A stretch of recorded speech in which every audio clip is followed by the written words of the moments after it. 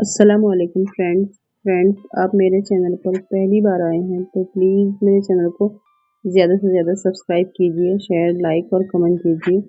Please मुझे support कीजिए, मेरी कहानी शुरू से आखिर तक सुनिए। ब्रह्म कमल उत्तराखंड का राज्य पुष्प है।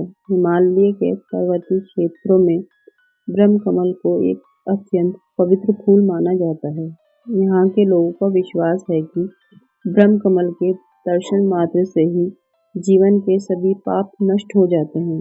इस फूल के संबंध में अनेक रोचक मिथ्य कथाएं प्रचलित हैं। इनमें कहीं इसे देवलोक का फूल बताया गया है तो कहीं इसे अभिशप्त साधु कहा गया है। इसका प्रचलित किंवदंती के अनुसार ब्रह्म कमल परीलोक की एक अभिशप्त परी है। बहुत समय पहले की बात है। कहते हैं कि उस समय परीलोक की परियां धरती पर आती थीं।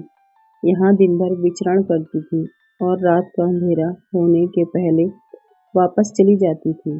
परियों को धरती का स्वच्छ पानी की नदियाँ, झरने, बड़े-बड़े तालाब और ऊंचे-ऊंचे पर्वत बहुत अच्छे लगते थे। परियां हमेशा जंगलों में ऐसे स्थान पर आती थीं जहाँ दूर-दूर तक कोई आदमी न हो। परियां आदमी से बहुत डरती थीं। यदि उन्हें कोई आदमी दिखाई पड़ जाता था तो उसके पास आने से पहले ही उड़ जाती थीं और वह स्थान छोड़ देती थीं। इसके बाद वह किसी नए स्थान की खोज करती थीं और वहां आना आरंभ कर देती थीं। परियों को धरती पर अनेक बार कई मुसीबतों का सामना भी करना पड़ा, लेकिन उन्हें धरती इतनी अच्छी लगती थी कि वह धरती पर आने का मुंह नहीं छोड़ पाती थी और जब भी उन्हें अवसर मिलता वह धरती पर अवश्य आती थी। परीलोक की परियां तो धरती पर प्राय आती रहती थी, किंतु परियों की रानी धरती पर कभी नहीं आई। उसने अपनी बेटी को भी धरती पर कभी नहीं आने दिया। रानी परी ने अपनी माँ से सुन रखा था कि धरती बहुत सुंदर है, किंतु धरती पर खतरे भी कम नहीं है। अंततः उसने यह निश्चय कर लिया कि वह धरती पर कभी नहीं जाएगी।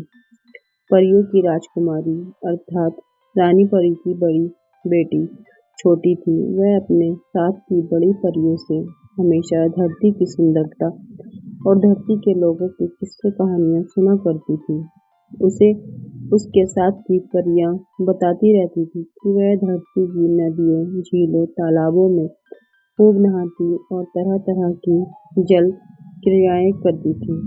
धरती पर बड़े-बड़े सुंदर वृक्ष हैं, जिन पर तरह-तरह के रंग-बिरंगे फूल खिलते हैं और मीठे-मीठे फल लगते हैं।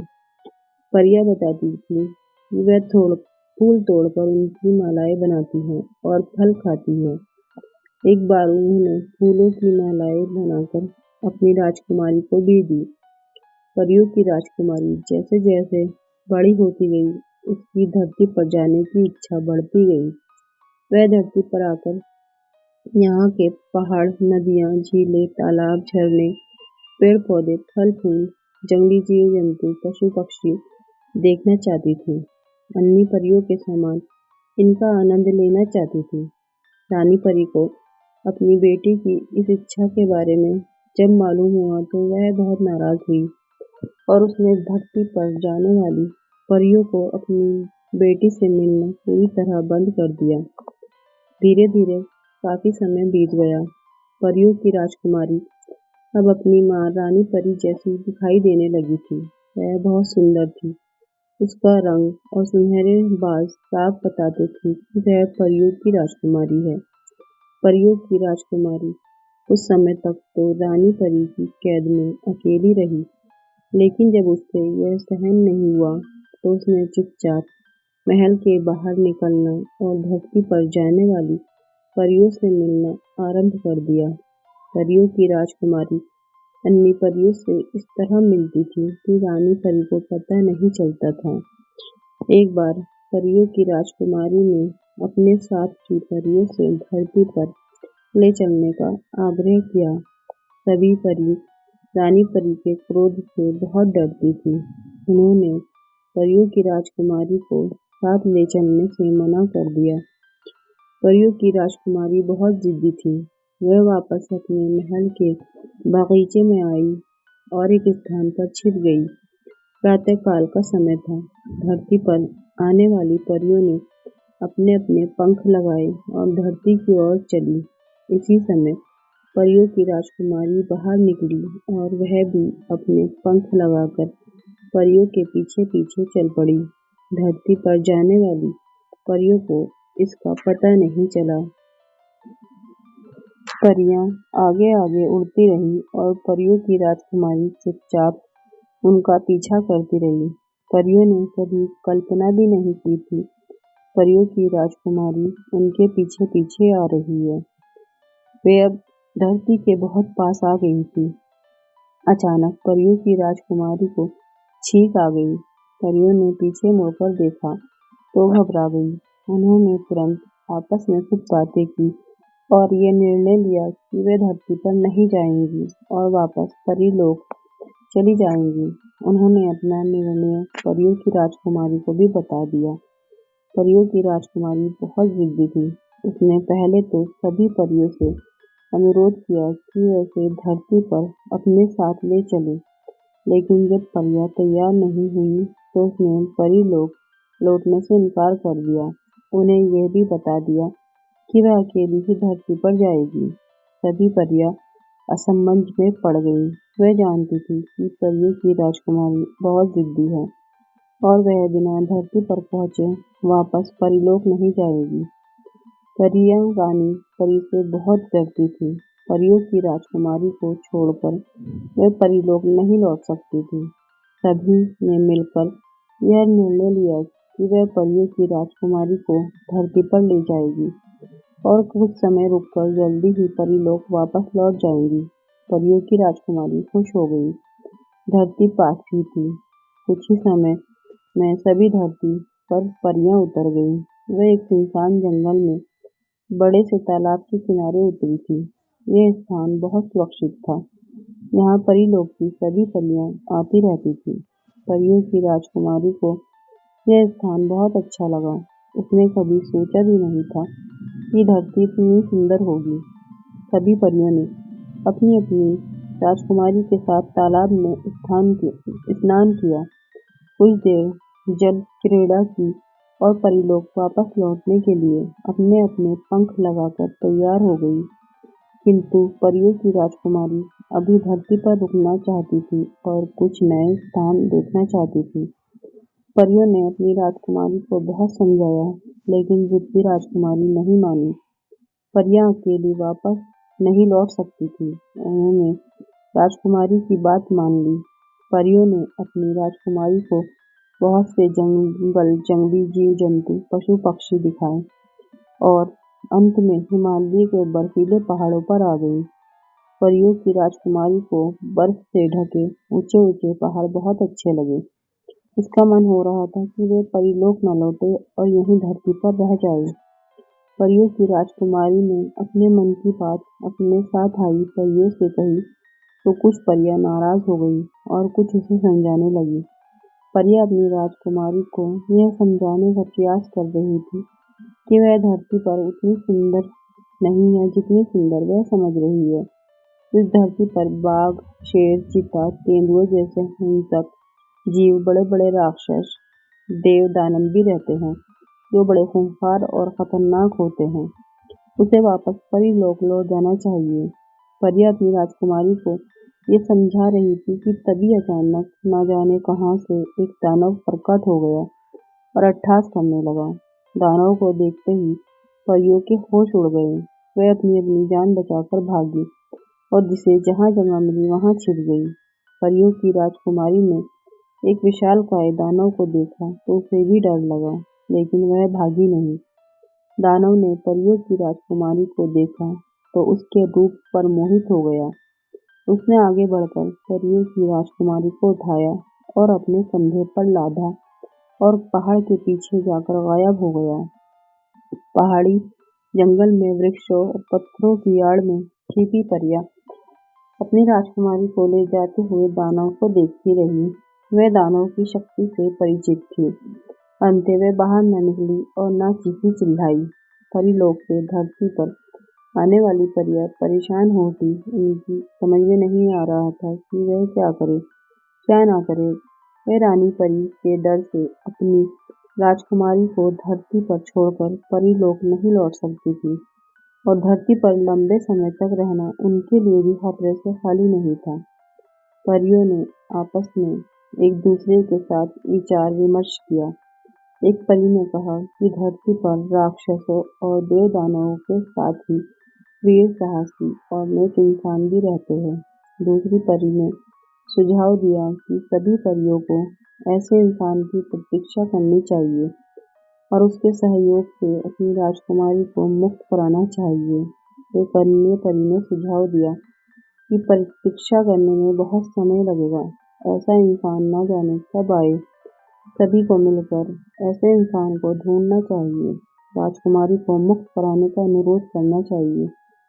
सभी परियों को अंतिम परी का सुझाव अच्छा लगा और उन्होंने यह तय किया कि वे साधारण स्त्रियों के रूप में अगले दिन से ही एक वीर, साहसी और नेक इंसान की खोज आरंभ कर देंगी और जल्दी से जल्दी अपनी राजकुमारी को दानव से मुक्त कराने का प्रयास करेगी।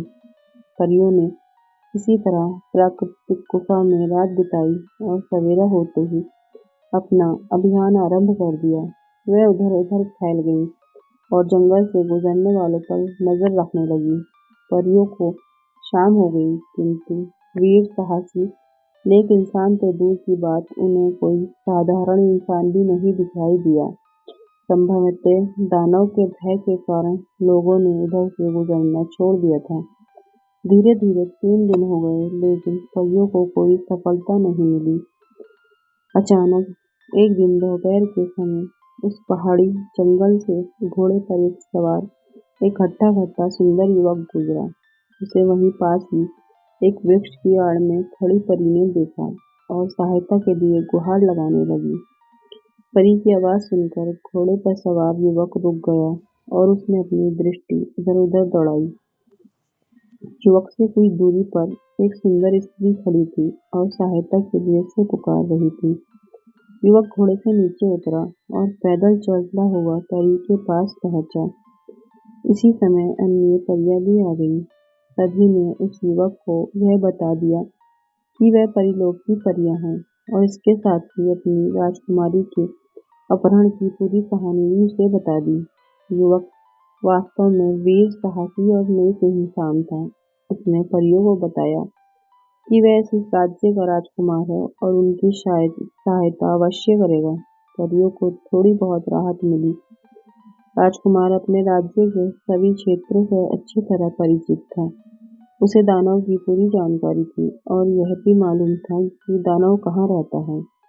राजकुमार ने परियों को आश्वासन दिया कि वह उनकी राजकुमारी को दानव से मुक्त कराने का पूरा प्रयास करेगा। इसके बाद वह अपने घोड़े पर सवार हुआ और एक ओर बढ़ गया। राजकुमार ऊंची-ऊंची असमतल पहाड़ी चट्टानों पर बड़ी तेजी से अपना घोड़ा दौड़ाता रहा और कुछ समय बाद एक बड़ी नदी के पास आ पहुंचा। इस नदी के किनारे अनेक बड़ी-बड़ी गुफाएं थीं। राजकुमार ने अपनी तलवार निकाली और एक गुफा के बाहर आकर खड़ा हो गया। यह दानव की गुफा थी। गुफा के द्वार पर एक भारी पत्थर अड़ा हुआ था। इससे यह साफ था कि दानव अपनी गुफा में नहीं है। राजकुमार ने अपनी तलवार पास की एक चट्टान पर रखी और पत्थर हटाने का प्रयास करने लगा। पत्थर बहुत भारी था, टस से मस नहीं हो रहा था। राजकुमार बहुत देर तक पत्थर हटाने का प्रयास करता रहा। अंत में उसे सफलता मिली और पत्थर इतना खिसक गया कि गुफा के द्वार पर एक व्यक्ति के निगल जाने योग्य जगह बन गई। राजकुमार ने अपनी तलवार चट्टान से उठाई और पूरी सावधानी के साथ गुफा के भीतर आ गया। शाम होने में अभी कुछ समय बाकी था। गुफा के भीतर इतना प्रकाश आ रहा था कि भीतर की सभी चीजें धुंधली-धुंधली दिखाई दे रही थी। राजकुमार ने आंखें फाड़-फाड़ कर गुफा के भीतर नजरें दौड़ाई। वहां जीव-जंतुओं के अस्थि-पंजरों के अलावा कुछ नहीं दिखाई दे रहा था। राजकुमार को लगा कि दानव परियों की राजकुमारी को मारकर खा गया है। अचानक राजकुमार के कानों में किसी स्त्री के खिसकने की आवाज टकराई। राजकुमार सावधान हो गया। धीरे धीरे आवाज की ओर बढ़ा। गुफा के एक अंधेरे कोने में एक स्त्री खड़ी सिसक रही थी। राजकुमार ने अनुमान लगाया कि यही परियों की राजकुमारी है। उसने जल्दी जल्दी अपना परिचय दिया और उसका हाथ पकड़कर बाहर आ गया। दानव के अत्याचारों के कारण परियों की राजकुमारी का रंग पीला पड़ गया था और वह मुरझा गई थी, किंतु इससे उसकी सुंदरता में कोई कमी नहीं आई थी। राजकुमार ने परियों की राजकुमारी को देखा तो उस पर मोहित हो गया। परियों की राजकुमारी बहुत घबराई हुई थी। इस समय उसे राजकुमार एक देवदूत जैसा लग रहा था। राजकुमार जानता था कि यह स्थान सुरक्षित नहीं है। दानव कभी भी वापस आ सकता है और उन दोनों के लिए मुसीबतें खड़ी कर सकता है। राजकुमार ने परियों की राजकुमारी को घोड़े पर बैठाया और स्वयं भी घोड़े पर सवार हो गया। राजकुमार का घोड़ा भी 2-4 कदम भी आगे नहीं बढ़ा था कि न जाने कहाँ से दानव प्रकट हो गया और घोड़े के सामने खड़ा हो गया। परियों की राजकुमारी ने दानव को देखा तो वह भय से अचेत हो गई। राजकुमार ने भी दानव को देखा। वह घोड़े के सामने सीना ताने उस पर रास्ता रोक के खड़ा था। राजकुमार वीर और साहसी था। वह घोड़े से नीचे उतरा, परियों की राजकुमारी को सहारा देकर नीचे उतारा, उसे एक स्थान पर लिटाया और तलवार लेकर दानव के सामने आ गया। दानव ने राजकुमार को इस रूप में देखा तो जोर से हंसा। उसने राजकुमार को ऊंची आवाज में चेतावनी दी कि यदि वह उससे युद्ध करेगा तो बिना मौत मारा जाएगा। उसने राजकुमार को यह भी समझाया कि वह असीम शक्तिशाली दानव है, कोई उससे जीत नहीं सकता। राजकुमार ने दानव की बात का कोई उत्तर नहीं दिया और मुस्कुराता रहा। राजकुमार की मुस्कुराहट ने दानव का क्रोध बढ़ा दिया। उसने अपना दाहिना हाथ बढ़ाकर राजकुमार को पकड़ने की कोशिश की। राजकुमार सावधान था। उसने नीचे झुककर तलवार से दानव के हाथ पर वार कर दिया। उसका निशाना अचूक था। अगले ही क्षण दानव का दाहिना हाथ जमीन पर पड़ा था। हाथ कटते ही दानव का क्रोध सातवें आसमान पर पहुंच गया। उसने चीखते हुए बायां हाथ राजकुमार को पकड़ने के लिए बढ़ाया। राजकुमार ने अपनी तलवार से दानव का बायां हाथ भी काट डाला। इसी समय एक चमत्कार हुआ। दानव का दाहिना हाथ हवा में लहराया और उसके शरीर से जुड़ गया। हाथ जुड़ते ही दानव ने जोरदार ठहाका लगाया। राजकुमार परेशान हो उठा। उसे लगा कि इस मायावी दानव से निपटना इतना आसान नहीं है जितना वह समझ रहा था। फिर भी उसने हिम्मत से काम लिया और दानव के आगे बढ़ने वाले हाथ को काटता रहा। राजकुमार ने देखा परियों की राजकुमारी जमीन पर कुछ देर तो अचेत पड़ी रही, किंतु उसे शीघ्र ही होश आ गया। उसने अपने सामने जो कुछ भी देखा तो घबरा गई। वह जानती थी कि दानव को इस प्रकार कोई नहीं मार सकता। उसने चीखकर राजकुमार को बताया कि दानव की जान गुफा के भीतर पिंजरे में एक बंद तोते में है। उसे मारा तो दानव अपने आप मर जाएगा। दानव ने यह सुना तो राजकुमार को छोड़कर परियों की राजकुमारी पर झपटा। राजकुमार ने देखा तो वह परियों की राजकुमारी को बचाने के लिए आगे बढ़ा। तभी परियों की राजकुमारी ने उसे पुनः सावधान किया और बताया कि वह उसकी चिंता न करे। तोते के पास पहुंचे। राजकुमार की समझ में बात आ गई। उसने दोनों को छोड़ा और गुफा की ओर भागा। दानव ने भी परियों की राजकुमारी को छोड़ा और राजकुमार के पीछे पीछे वह भी गुफा की ओर भागा। लेकिन इससे पहले कि दानव राजकुमार को पकड़ पाता, राजकुमार ने पिंजरा खोलकर तोते की गर्दन मरोड़ दी। तोते के मरते ही दानव जमीन पर गिरकर तड़पने लगा और कुछ ही क्षण में मर गया। इसी मध्य परियों की राजकुमारी भी गुफा के भीतर आ गई। राजकुमार ने परियों की राजकुमारी का हाथ पकड़कर उसे घोड़े पर बिठाया और फिर स्वयं घोड़े पर सवार होकर एक ओर चल पड़ा। रात का अंधेरा धीरे धीरे बढ़ रहा था। राजकुमार परियों की राजकुमारी को घोड़े पर आगे बैठाए प्रतीक्षा करती हुई परियों की ओर तेजी से बढ़ रहा था। राजकुमार जिस समय परियों के मिलने वाले स्थान पर पहुंचा तो आधी रात हो चुकी थी। उसने इधर उधर देखा, लेकिन उसे कहीं भी कोई परी नहीं दिखाई दी। राजकुमार को बड़ा आश्चर्य हुआ। अचानक उसके कानों में घोड़े की हिनहिनाने की आवाज पड़ी। इसी समय घुड़सवार सैनिक उसके सामने आए, अपने अपने घोड़े से नीचे उतरे और सिर झुकाकर खड़े हो गए। ये सभी राजकुमार के सैनिक थे, जो राजकुमार के महल वापस न लौटने के कारण उसकी खोज में निकले थे। परियों को इन सैनिकों ने बंदी बना लिया था। राजकुमार की आज्ञा से सैनिकों ने सभी परियों को मुक्त किया। एक-एक परी को एक-एक सैनिक ने अपने घोड़े पर बैठाया और महल आ गए। राजकुमार के साथ परियों की राजकुमारी भी थी। राजकुमार ने परियों की राजकुमारी सहित सभी परियों को अपने महल में राजसी ठाट-बाट से रखा और उन्हें अपने राज्य की सुंदर-सुंदर झीलों, नदियों और वनों की सैर कराई। वास्तव में वह परियों की राजकुमारी को दिल से चाहने लगा था और चाहता था कि वह उसके साथ विवाह कर ले। परियों की राजकुमारी भी राजकुमार की वीरता, साहस, सदैव व्यवहार पर मोहित थी और उसे चाहने लगी थी। इसके साथ ही परियों ने भी एक-एक सैनिक को पसंद कर लिया था और उनके साथ खुश रह रही थी। इधर परियों और अपनी बेटी के न लौटने के कारण परीलोक की रानी बहुत चिंतित थी। उसने कुछ समय तक प्रतीक्षा की और उसके बाद अपनी चमत्कारी तारास्त्र लेकर धरती की ओर चल पड़ी। रानी परी का तारास्त्र बड़ा चमत्कारी था।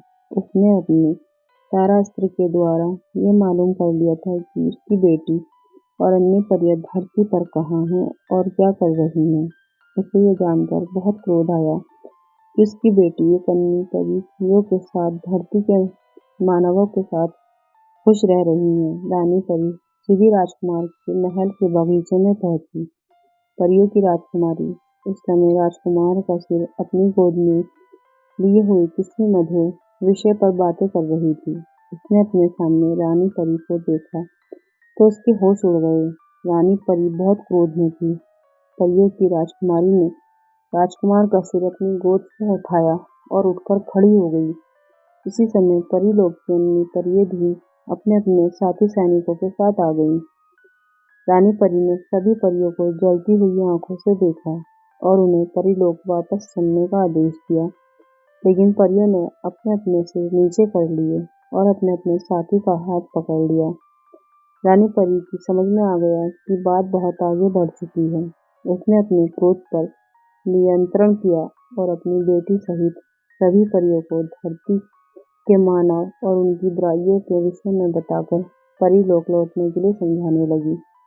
रानी परी ने सभी को बहुत समझाया, लेकिन उसकी बेटी सहित सभी परियों ने परीलोक लौटने से इनकार कर दिया। रानी परी ने सभी को बहुत समझाया, लेकिन जब उसकी बात किसी ने नहीं मानी तो उसे क्रोध आ गया और उसने अपने तारास्त्र की चमत्कारी शक्ति से अपनी बेटी को ब्रह्म कमल बना दिया और उसके साथ ही राजकुमार को पानी का कमल बना दिया। इसके साथ ही उसने अन्य परियों और उनके साथी सैनिकों को भी तरह तरह के फूलों में बदल दिया और दुखी दिल से परीलोक लौट आई। फ्रेंड्स, आपको मेरी कहानी कैसी लगी प्लीज़ कमेंट में बताइए। मेरे चैनल को ज़्यादा से ज़्यादा सब्सक्राइब कीजिए, लाइक शेयर और कमेंट कीजिए। मेरी कहानी शुरू से आखिर तक सुनने के लिए आपका शुक्रिया। प्लीज़ मुझे सपोर्ट कीजिए। शुक्रिया। अल्लाह हाफिज़।